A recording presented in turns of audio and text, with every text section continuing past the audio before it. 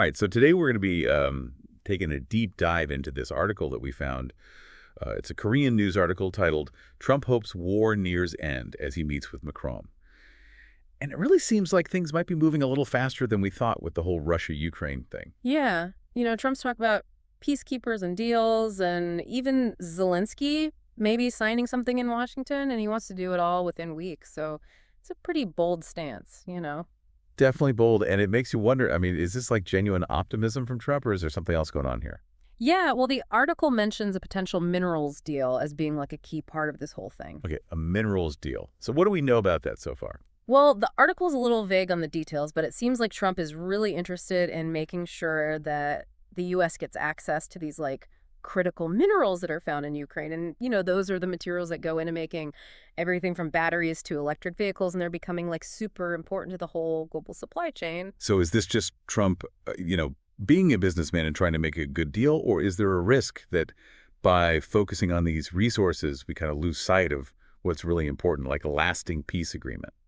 That's the big question, isn't it? And that's where Macron comes into the picture, because unlike Trump, who seems pretty eager to wrap things up, Macron is saying, hold on, we need to be careful here. Peace can't just mean that Ukraine has to surrender. And he's pushing for strong security guarantees for Ukraine, which is something that often gets overlooked when everyone's just trying to end a conflict as quickly as possible. That's a really good point. It seems like their approaches to this whole thing are pretty different. I mean, one's focused on speed and, maybe making some gains, while the other one is more cautious and thinking about long-term stability. What do you make of that? Well, I think it shows a really fundamental tension in international relations. On one hand, you have this desire to resolve conflicts as quickly as possible, especially when people are suffering. But on the other hand, you have to make sure that any peace is actually just and will last. And that means addressing the root causes of the conflict and protecting everyone's interests, especially the people who are most vulnerable. And Macron seems to be really aware of that. It's also worth noting that Macron had actually stopped talking to Putin for a while until recently. But now, with Trump getting involved, he seems to think there's a chance for diplomacy again. What do you think that changed? It's hard to say for sure without knowing what they're actually saying to each other, but maybe Macron sees Trump's involvement as a way to get Europe's interests included in any potential deal. It could be a strategic move on his part. Speaking of Europe, the article also points out that Ukraine and other European nations weren't even at those talks in Saudi Arabia. Yeah. So what does that tell us about how this is all being handled? That's a huge red flag. It makes you wonder, is Ukraine even being heard in these discussions, or is this becoming more about a U.S.-Russia power struggle than actually trying to find a lasting peace that benefits everyone involved? That's a pretty worrying thought. It's like there are these two separate conversations going on, one focused on ending the conflict quickly, maybe because of these economic interests, and then another one that's more cautious and concerned with the long-term consequences. Yeah, exactly. And that raises a whole other set of issues. Okay, so let's dig into that a little deeper. And, the fact that those other countries weren't at the table, it kind of makes you think about how different this whole thing is from how these kinds of international situations have usually been handled. It's a real departure from that post-WWII order that people talk about. Yeah, you're right. People do throw that phrase around a lot. Can you remind us what that actually means and why it matters in this case? Sure. So basically, the post-WWII order is the system of international institutions and rules and alliances that came about after World War II.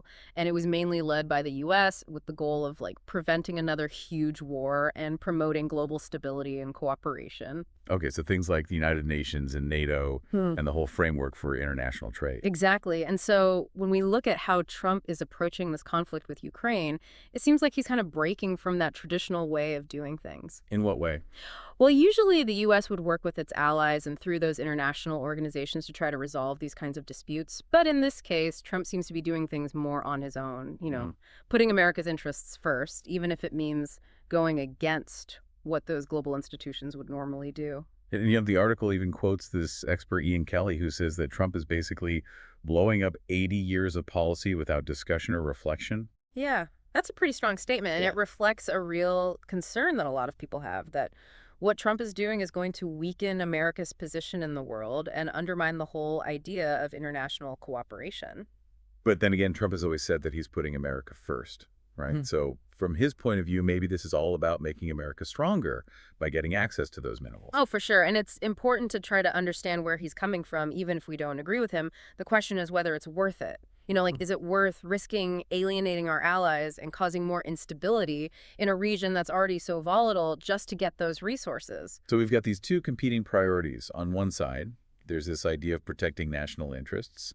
And on the other, there's the need for cooperation and stability on a global scale. And it's a really tough balancing act, especially when you're dealing with someone like Putin who has his own agenda and doesn't always play by the rules. Which reminds me, earlier you mentioned that Putin said they haven't even really started detailed peace talks yet. So it seems like we're jumping ahead to the deal part without actually having the real conversation. Exactly. And that makes you wonder how solid any agreement reached in this way would actually be.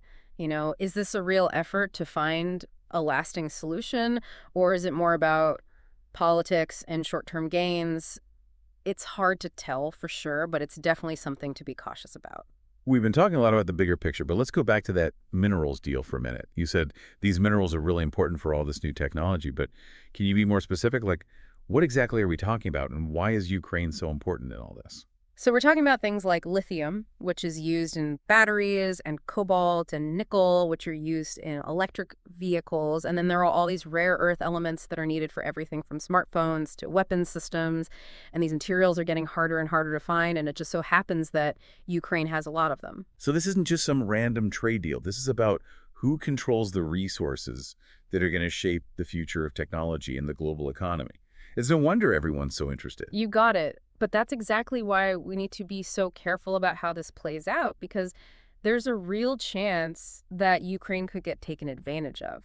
Imagine they're desperate for peace and they need economic help, so they get pressured into a deal that sounds good at first, but actually ends up benefiting those powerful countries while hurting Ukraine in the long run. It's like we're back to wondering whether this whole peace thing is built on solid ground or if it's all going to fall apart. Exactly. And that's why we need to be paying attention not just to what's happening on the surface, but to the power dynamics and the motivations that are driving this whole situation. Okay, so we've established that the stakes are pretty high, not just for Ukraine, but for global stability and the future of technology. But let's be real for a second. This is all happening far away. Why should the average person listening to this actually care? What's the takeaway for them? Well, I think the thing is, even though this is happening over in Ukraine, it's not like it stays over there. This whole conflict has a ripple effect on the rest of the world. Right, and we're already seeing that with the economy. Like, energy prices are going up and supply chains are getting messed up. And then there's the whole humanitarian crisis with all those people having to leave their homes.